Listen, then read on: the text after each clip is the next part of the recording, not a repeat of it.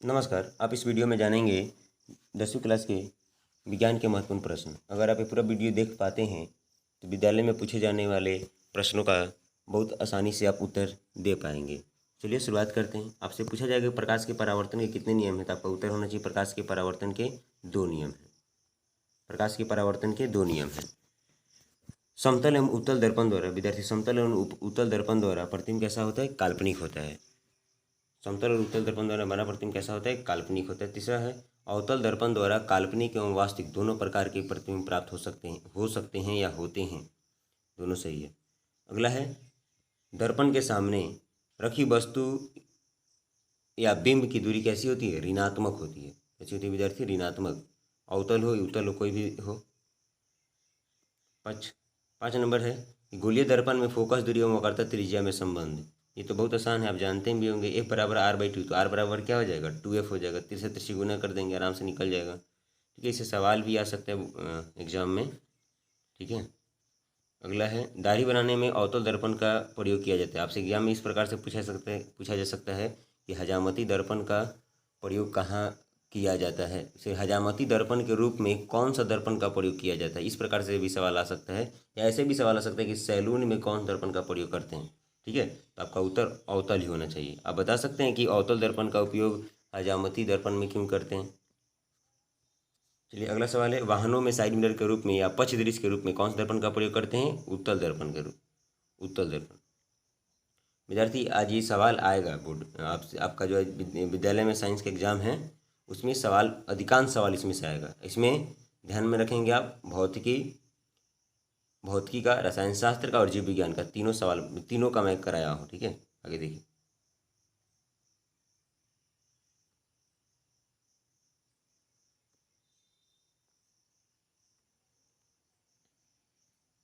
अगला है प्रकाश के अपवर्तन के 2 नियम हैं। प्रकाश के अपवर्तन के कितने नियम हैं? प्रकाश के परावर्तन के भी 2 नियम हैं, प्रकाश के अपवर्तन के भी 2 नियम हैं। उत्तल लेंस की फोकस दूरी धनात्मक एवं अवतल लेंस की फोकस दूरी ऋणात्मक होती है। विद्यार्थी ध्यान में रखेंगे, ये छोटे छोटे सवाल विद्यार्थी बनाने में उलझन में आ जाता है कि उत्तल दर्पण की फोकस दूरी धनात्मक होती है कि अवतल दर्पण की। तो आपको याद रखना है उत्तल की फोकस दूरी क्या होती है? धनात्मक, और अवतल की क्या होती है? ऋणात्मक।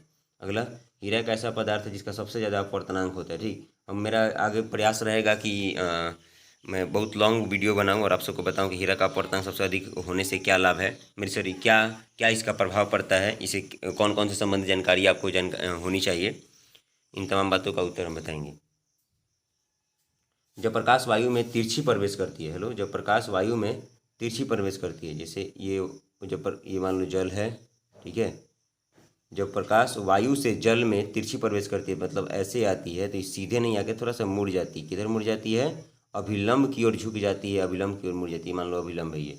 ठीक है, अब देखो इसमें प्रकाश के अपवर्तन का दूसरा नियम आपने स्नेल का नियम जानते ही होंगे। स्नेल के नियम के अनुसार साइन आई बराबर साइन आर। ठीक है, अगला सवाल है उत्तल लेंस द्वारा प्राप्त प्रतिबिंब। ये देखिए एग्जाम में जरूर आने की संभावना है। उत्तल लेंस द्वारा बना प्राप्त प्रतिबिंब आभासी होता है। आभासी होगा तो सीधा होगा, ध्यान में रखना। आभासी होता है, सीधा होता है और छोटा बनता है। और सॉरी, अवतल लेंस द्वारा, कौन सा लेंस? अवतल लेंस द्वारा प्राप्त प्रतिबिंब आभासी, सीधा और छोटा बनता है। ठीक है, अगला है लेंस में आवर्धन, तो V/U। भी क्या है आपको मालूम? भी प्रतिबिंब दूरी, यू है वस्तु दूरी। लेंस की क्षमता अगर मात्रक पूछता है इस तरह से, आपका डायोप्टर में आएगा ऑप्शन में, डायोप्टर। ठीक है, लेकिन आपसे ये पूछा जाएगा कि एक डायोप्टर कितना होता है, तो एक डायोप्टर पर मीटर स्क्वायर, सॉरी पर मीटर आप बता सकते हैं, या प्रति मीटर। एक डायोप्टर इतने के बराबर होता है। इस तरह से आप याद रखना कि लेंस की क्षमता का मात्रक क्या है? डायोप्टर है। ठीक है, यहाँ पर विद्यार्थी ये सवाल में थोड़ा सा लॉन्ग है, मैं इसे सॉल्व कर रहा हूँ। लॉन्ग नहीं है, नहीं समझने वाला है थोड़ा। उत्तल लेंस में फोकस दूरी 20 सेंटीमीटर है, तो इसकी क्षमता ज्ञात करें। उत्तल लेंस में फोकस दूरी कितना है? 20 सेंटीमीटर, तो इसकी क्षमता ज्ञात करें। तो देखिए क्षमता, लेंस की क्षमता को हम लोग दिखाते हैं P से। विद्यार्थी किससे दिखाते हैं? P से। तो P बराबर क्या हो जाएगा? P बराबर होता है 1/f। P बराबर क्या होता है? 1/f। ठीक है, तो यहाँ पर देखो f कितना दिया हुआ है? f दिया है तो 20, तो आप करेंगे क्या? यहाँ क्या करेंगे आप?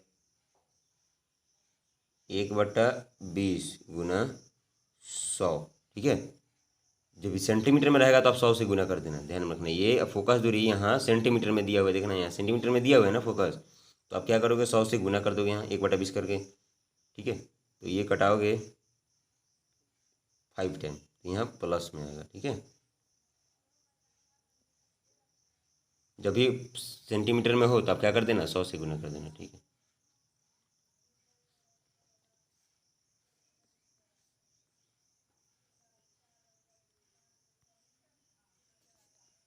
विद्यार्थी अगला है मानव नेत्र उत्तर लेंस के जैसा व्यवहार करता है, याद में रखना है। या मानव नेत्र में कौन सा लेंस पाया जाता है? उत्तर लेंस। इसलिए ध्यान रखेंगे, आप आसानी से उत्तर दे पाएंगे इसका।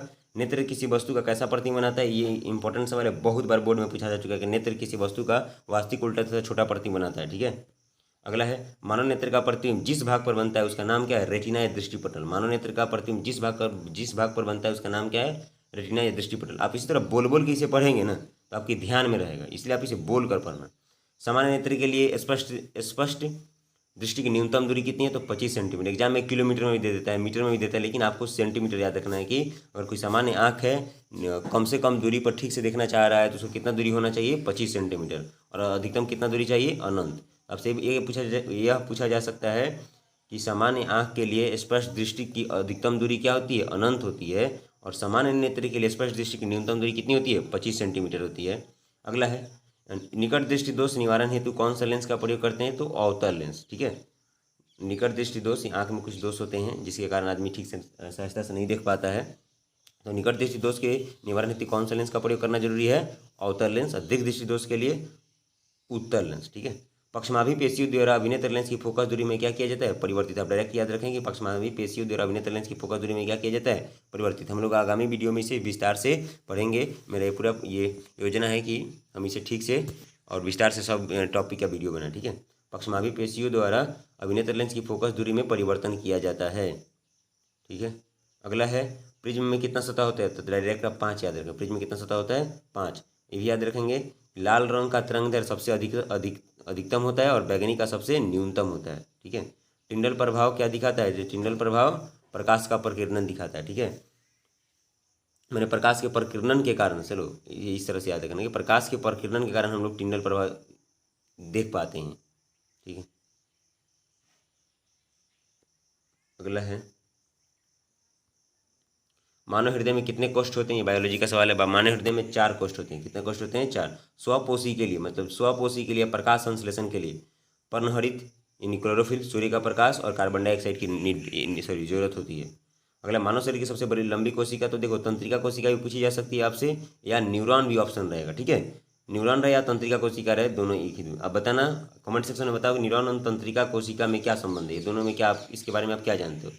रक्त क्या है? तो रक्त एक ऊतक है। आप तरल संयोजी ऊतक भी आ सकता है ऑप्शन में। रक्त क्या है? तो ऊतक है, तरल संयोजी ऊतक है। देखो विद्यार्थी, जो मेरे जो आप पढ़ रहे हैं, मैं इसे अपने से नोट किया है, ठीक है। और मुझे बहुत इंपॉर्टेंट लगा है। बहुत बार एग्जाम में सवाल, इस प्रकार के सवाल आए हुए हैं, ठीक है। अगर आप इसे 2 या बार एग्जाम में बैठने से पहले 2 बार पढ़ कर जाते हैं तो मुझे पूरा उम्मीद है कि आप इसे आसानी से कर पाएंगे, ठीक है। ठीक है, आगे देखते हैं। श्वसन का अंतिम उत्पाद क्या है? तो श्वसन का अंतिम उत्पाद है CO2 और जल। CO2 और जल। किसी किसी में ऊर्जा दिया रहेगा, लेकिन आप CO2 जल ही लगाना, ठीक है। छोटी आंत आहारनाल का सबसे लंबा भाग है। आप देखना यहाँ लिखेगा छोटा, तो आप एग्जाम में पूछेगा छोटी आंत कैसा है, लंबा है कि छोटा है, तो आप लगा दोगे छोटा, लेकिन ऐसा नहीं है। छोटी आंत आहारनाल का क्या है? सबसे लंबा भाग है, ठीक है। हीमोग्लोबिन की कमी से कौन से रोग होता है? तो एनीमिया होता है। कभी कभी एनीमिया को अल्परक्तता भी ऑप्शन में दे देता है, अल्परक्तता। तो आप इसे घबराने की जरूरत नहीं है। हीमोग्लोबिन की कमी से क्या होता है? एनीमिया, अल्परक्तता होता है। आरबीसी की जीवन अवधि कितनी होती है? तो ये 120 दिनों तक का होता है। ये अपेंडिक्स शरीर का क्या है? अवशेषी अंग। अवशेषी अंग का मतलब शरीर में कोई कार्य नहीं है। अपेंडिक्स का कोई शरीर में कार्य नहीं है। यही बढ़ जाता है तो एक बीमारी हो जाती है, ठीक है, जिसका ऑपरेशन वगैरह करना पड़ता है। वायवीय श्वसन से ज़्यादा ऊर्जा प्राप्त होती है। आपसे ये भी पूछा जाएगा कि श्वसन कितने प्रकार के होते हैं? तो एक वायवीय और एक अवायवीय। वायवीय श्वसन से क्या होता है विद्यार्थी? ज़्यादा ऊर्जा प्राप्त होती है, ठीक है। अगला है ट्रेकिया मछली का श्वसन अंग। ये भी पूछा जा सकता है। ट्रेकिया क्या है? तो मछली का श्वसन अंग है, ठीक है। अगला है पित्तरस का स्राव कहाँ से होता है? तो पित्तरस का स्राव यकृत से होता है, ठीक है। अमीबा अपना भोजन कैसे पकड़ता है? तो अमीबा अपना भोजन कुटपाद के द्वारा पकड़ता है, चाहे अमीबा अपना भोजन कुटपाद की सहायता से करता है। एक विद्यार्थी बोल रहा था कि वीडियो देखने का मन नहीं कर रहा है, तो अच्छे काम करने का मन नहीं करता है विद्यार्थी, ध्यान में रखना। ये मानव जाति की सहजात प्रवृत्ति है, ये अच्छे काम करने का बहुत कम लोगों का मन करता है, ठीक है। ऑक्सीजन क्या है? तो एक प्रकार का हार्मोन है। कौन सा हार्मोन है? तो पादप हार्मोन है, ठीक है। ऑक्सीजन क्या एक प्रकार का हार्मोन है, पादप हार्मोन पे जो पौधे के शीर्ष भागों में पाया जाता है, ध्यान में रखना। ऑक्सीजन क्या है? एक हार्मोन है। कौन सा हार्मोन है? पादप हार्मोन है। पौधे में वाष्पोत्सर्जन कहाँ पाया जाता है? तो पत्तों से वाष्पोत्सर्जन होता है, ठीक।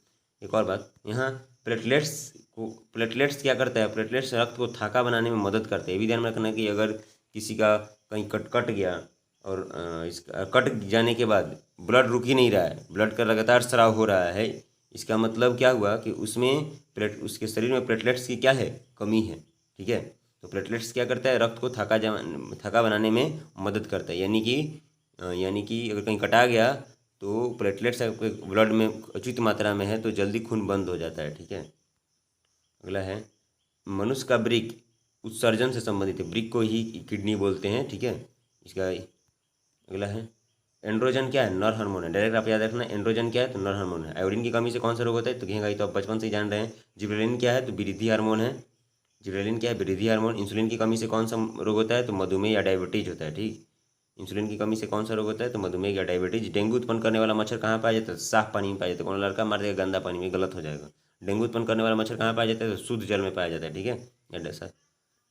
याद रखना कि पॉन्स मेडुला अनुमस्तिष्क किसका भाग है? तो पश्च मस्तिष्क का। अग्र मस्तिष्क, पश्च मस्तिष्क और मध्य मस्तिष्क आपने पढ़ा होगा नियंत्रण और समन्वयन में।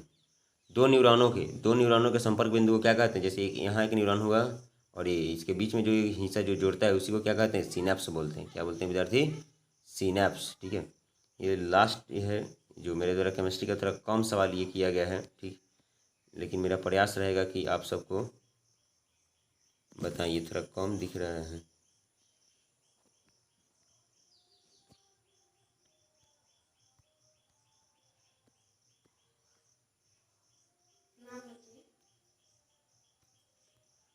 हेलो विद्यार्थी, देखो यहाँ पर सवाल है कि यह कौन सा अभिक्रिया है। तो यहाँ से देखना, यह कॉपर में से ऑक्सीजन निकल गया है। हेलो, कॉपर में से ऑक्सीजन निकला है, कहाँ आ गया है?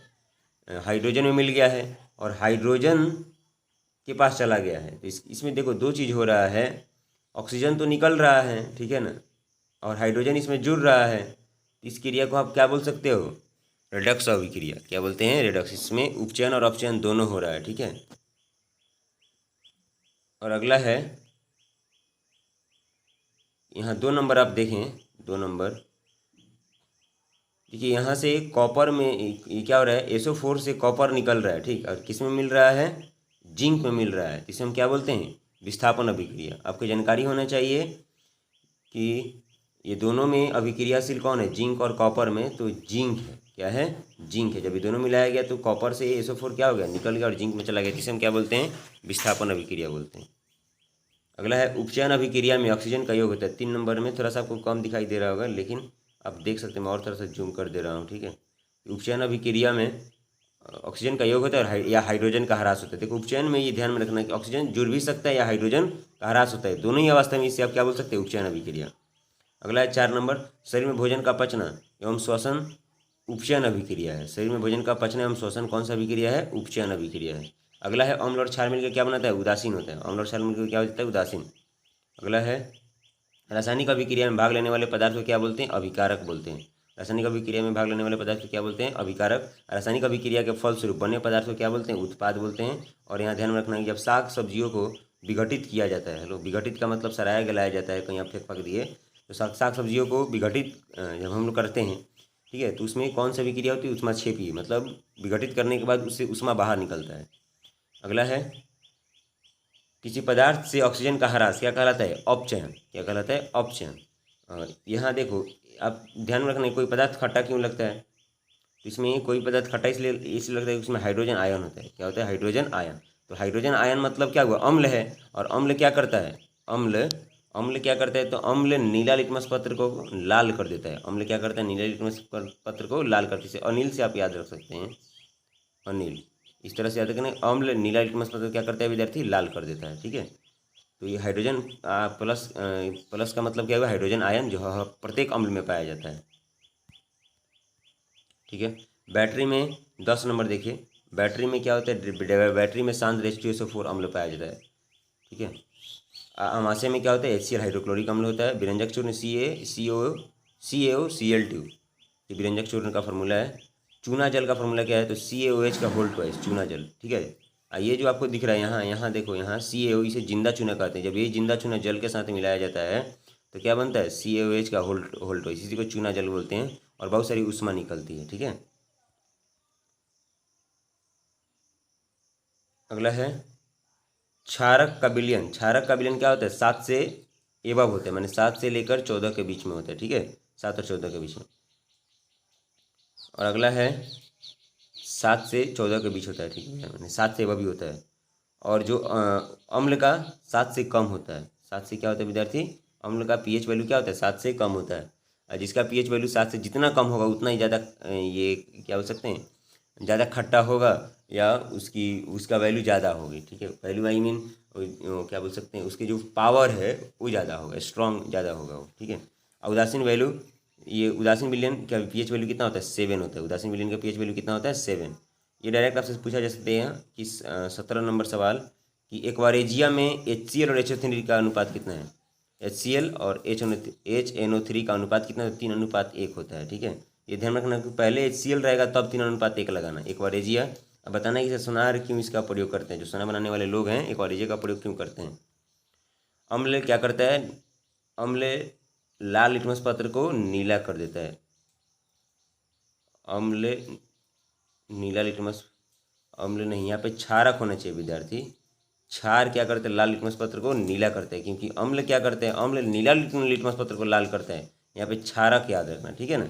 आपको ध्यान में रखिए लिटमस पत्र 2 प्रकार के होते हैं, एक लाल लिटमस पत्र और एक नीला लिटमस